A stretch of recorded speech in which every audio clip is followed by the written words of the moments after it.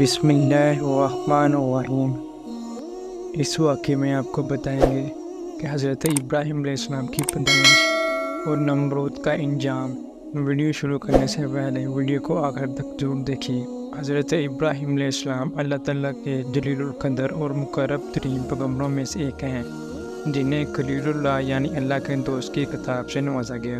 حضرت ابراہیم علیہ السلام کے آباء و اجداد عرب سے ہجرت کر کے بابل میں آباد ہو گئے تھے، وہیں آپ علیہ السلام کی ولادت ہوئی۔ آپ علیہ السلام کے والد کا نام تارک تھا، لیکن آزر کے نام سے مشہور ہوئے۔ حضرت ابراہیم علیہ السلام کے والد آزر کا پیشہ بت تراشی اور بت فروشی تھا۔ بابل اور اس کے آس پاس کے علاقوں پر نمرود کی بادشاہی تھی، جو ایک بہت طاقتور، متکبر، جابر اور ایک بت پرست حکمران تھا۔ کہتے ہیں کہ سر پر تاج سب سے پہلے نمرود نے ہی پہنا تھا۔ یہ بے زور طاقت رعایا سے اپنی پرستش کرواتا تھا۔ ایک مرتبہ اس نے عجیب و غریب خواب دیکھا کہ آسمان پر ایک بڑا روشن اور خوبصورت ستارہ نمودار ہوا، جس کی روشنی اتنی تیز تھی کہ اس نے آسمان پر چمکتے چاند اور لاکھوں ستاروں کی روشنی کو ماند کر دیا۔ صبح ہوئی تو نمرود نے شہر کے تمام بڑے کاہنوں اور نجومیوں کو دربار میں طلب کر کے اپنا خواب سنایا اور تعبیر مانگی۔ نجومیوں نے تعبیر بتائی، اس شہر میں عین قریب ایک ایسا بچہ پیدا ہونے والا ہے جو عظیم بادشاہ کے زوال کا باعث بنے گا اور ہمارے خداؤں کے مقابلے میں ایک خدا اور اس کے دین کا پرچار کرے گا۔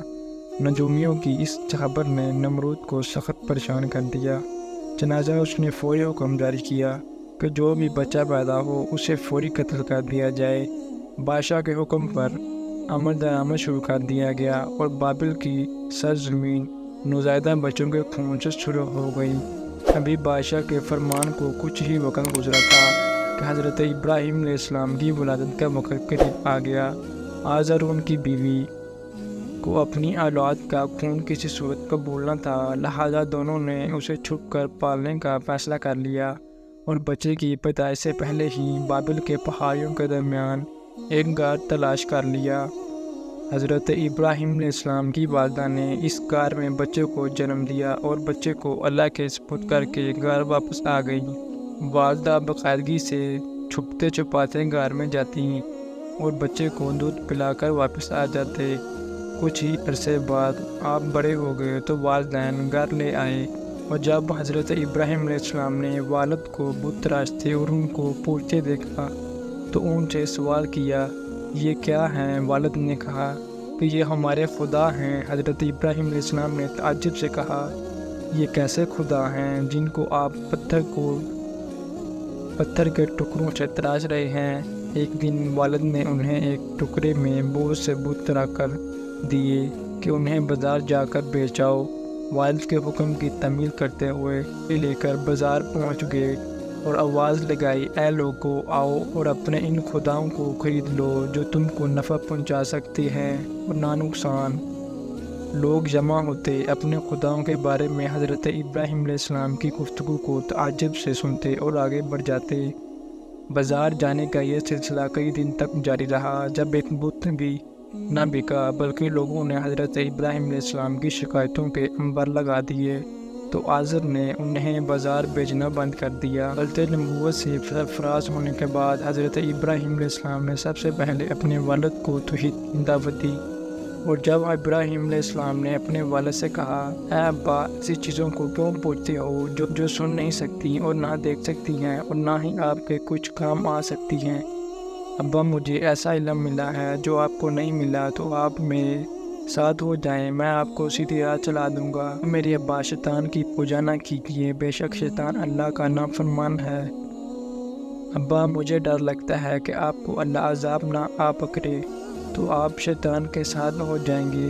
حضرت ابراہیم علیہ السلام نے ادب و احترام کے تقاضوں کو پوری طرح ملحوظ خاطر رکھتے ہوئے نہایت محبت اور پیار سے باپ کو توحید کے بارے میں آگاہ فرمایا، لیکن مشرک باپ نے اس نرمی اور پیار کے جواب میں نہایت ہی درستگی اور سختی سے بیٹے سے کہا، تو اگر معبودوں کی مخالفت کرنے سے باز نہ آیا تو یاد رکھ، میں تجھے بہت سختی سے پیش آؤں گا۔ قرآن کریم میں آزر نے کہا، اے ابراہیم، کیا تو میرے معبودوں سے برگزشتہ ہیں، اگر تو باز نہ آیا تو میں تجھے سنگسار کر دوں گا اور تو ہمیشہ کے لیے مجھ سے دور ہو جا۔ اس موقع پر حضرت ابراہیم علیہ السلام نے ابا سے کہا کہ میں آپ کے لیے اپنے پروردگار سے بخشش طلب کروں گا، بے شک وہ مجھ پر مہربان ہے۔ حضرت ابراہیم علیہ السلام قوم کا عید کا دن قریب آیا اور پوری قوم شہر سے باہر جا کر عید کی خوشیاں منانے کی تیاریوں میں مصروف ہو گئیں۔ لوگوں نے حضرت ابراہیم علیہ السلام کو بھی ساتھ چلنے کی دعوت دی، لیکن انہوں نے ساتھ جانے سے انکار کر دیا۔ دراصل وہ کسی ایسے ہی موقع کی تلاش میں تھے کہ جب کوئی نہ ہو اور وہ سب سے پہلے عبادت خانے میں رکھے بتوں کو مسمار کر سکیں۔ چنانچہ لوگوں نے عید کی صبح سب سے بڑے اپنے بتوں کو سجایا۔ حسب روایت ان کے آگے طرح طرح کے کھانے سجائے اور میرا روایت تھا کہ میلے میں واپس آ کر اس کھانے کو بڑے احترام سے کھاتے تھے۔ اس کام سے فارغ ہو کر لوگ شہر سے باہر میلے میں چلے گئے۔ حضرت ابراہیم علیہ السلام نے کلہاڑا لیے بت خانے میں داخل ہو گئے اور قرآن پاک میں اللہ تعالیٰ ارشاد فرماتا ہے، حضرت ابراہیم علیہ السلام تو چھپاتے ان معبودوں کے پاس گئے اور فرمانے لگے، تم کھاتے کیوں نہیں؟ تمہیں کیا ہو گیا ہے؟ تم بولتے کیوں نہیں؟ پھر ان کو دائیں ہاتھ سے مارنا اور توڑنا شروع کر دیا۔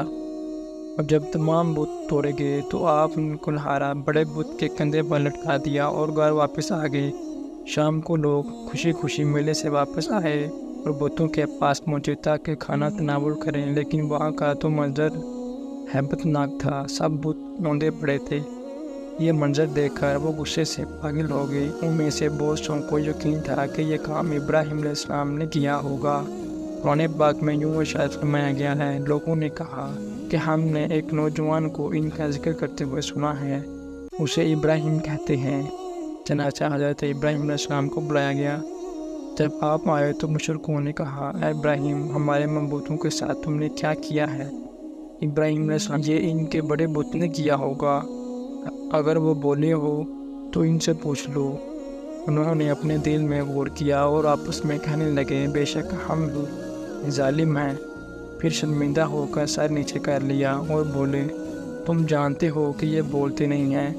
ابراہیم علیہ السلام نے کہا، پھر تم اللہ کو چھوڑ کر کیوں ایسی چیزوں کو پوچھتے ہو جو تمہیں کچھ فائدہ دے سکتی اور نہ نقصان؟ تم کو توڑنے کا عمل نمرود اور اس کی قوم کو نزدیک ناقابل معافی جرم تھا، لہٰذا انہوں نے فیصلہ کیا کہ حضرت ابراہیم علیہ السلام کو اتنی سخت اور عبرتناک سزا دی جائے کہ آئندہ کسی کو بتوں کی بے حرمتی کی ہمت نہ ہو۔ چنانچہ نمرود کے حکم پر خندق کھودی گئی۔ پھر قوم کے ہر فرد نے اس کام کو مقدس سمجھتے ہوئے اس میں لکڑیاں جمع کرنی شروع کیں، یہاں تک کہ اگر کسی کا کوئی کام رکا ہوا تھا تو اس نے منت مانگی کہ کام ہو جائے تو ابراہیم علیہ السلام کو جانے کے لیے لکڑی کا گٹھا دوں گا۔ خندق بھر جانے کے بعد اس میں آگ روشن کر دی گئی، پھر ایک منجنیق بنائی گئی جس کے ذریعے حضرت ابراہیم علیہ السلام کو رسیوں سے جکڑ کر آگ میں پھینک دیا گیا۔ اس موقع پر حضرت ابراہیم علیہ السلام نے کہا، ہمیں اللہ ہی کافی ہے اور وہی بہترین کارساز ہے۔ حضرت ابن عباس رضی اللہ تعالیٰ عنہ اور سعید بن خبیر سے مروی ہے کہ اس وقت بارش والا فرشتہ اضطراب اور پریشانی کے عالم میں کہہ رہا تھا کہ کب مجھے حکم ملے اور بارش برساؤں، لیکن اللہ کا حکم بلا وقت زیادہ تیز تھا، یعنی اللہ نے خود ہی آگ کو حکم فرما دیا، شاد بارک تعالیٰ ہے۔ ہم نے کہا، اے آگ ابراہیم علیہ السلام پر ٹھنڈی اور سلامتی والی ہو جا۔ حضرت جبرائیل علیہ السلام حضرت ابراہیم علیہ السلام کے ساتھ تھے اور آپ علیہ السلام کی جبین اطہر پیشانی سے پسینہ پہنچ رہے تھے اور پسینے کے علاوہ انہیں اور کوئی تکلیف نہ پہنچی۔ یہ دیکھ کر نمرود کی لڑکی آپ علیہ السلام پر ایمان لے آئی، مگر حامان کے بہکاوے پر نمرود ایمان نہ لایا، بلکہ ابراہیم علیہ السلام کے مقابلے کے لیے لشکر اکٹھا کیا۔ آپ علیہ السلام نے دعا کی اور اللہ نے مچھروں کا لشکر بھیجا جس نے نمرود کے سپاہیوں کا گوشت پوش تک کھا لیا، یہاں تک کہ ایک مچھر نمرود کے دماغ میں جا بیٹھا اور اس کا مغز کھانا شروع کر دیا۔ اس کی حرکت سے اسے تکلیف ہوتی، لیکن جب کوئی چیز اس کے سر پر مارتے تو آرام محسوس کرتا۔ وہ 40 برس تک اسی عذاب میں مبتلا رہا اور اتنے بڑے معجزے کے بعد کوئی بھی ایمان نہ لایا۔